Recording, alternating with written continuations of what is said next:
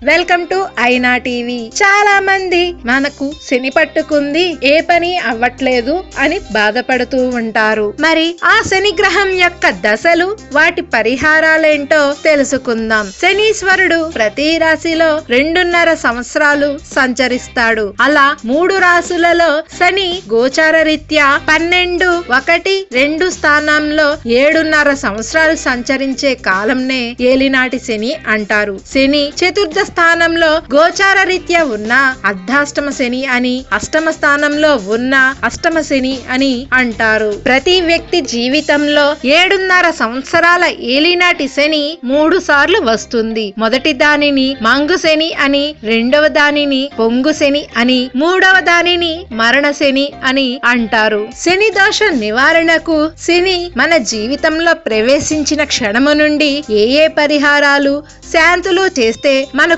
కొద్దిగా ఉపశమనం కలుగుతుందో తెలుసుకుందాం. ప్రతిరోజు మధ్యాహ్నం కాకులకు బెల్లంతో కలిపిన నల్ల నువ్వులు పెట్టాలి. శనిగ్రహ జపం చేయించి బ్రాహ్మణులకు శక్తి మేర దానం చేయాలి. జాతి నీలం ఎడమ చేతి మధ్య వేలికి వెండితో చేయించి శనివారం ఉదయం 6 గంటలకు ధరించాలి. 1.25 కేజీల నల్ల నువ్వులు దానం చేయాలి. నల్ల ఒత్తులతో శనివారం నాడు దీపారాధన చేసి నల్ల వస్త్రాలను దానం చేయాలి. 40 రోజుల నవగ్రహ ప్రదక్షిణాలు చేసి చివరి రోజున శని పూజ, తైలాభిషేకం చేసి స్తోత్ర పారాయణం చేయాలి. 19 సార్లు శనికి తైలాభిషేకం చేయించి నువ్వులు దానం చేయడం, ప్రతిరోజు శని శ్లోకం 19 సార్లు పఠించడం, శని ధ్యాన శ్లోకాన్ని రోజుకు 190 సార్లు పారాయణం చేయడం, శని గాయత్రి మంత్రంను 19 శనివారాలు 190 సార్లు పారాయణం చేయడం,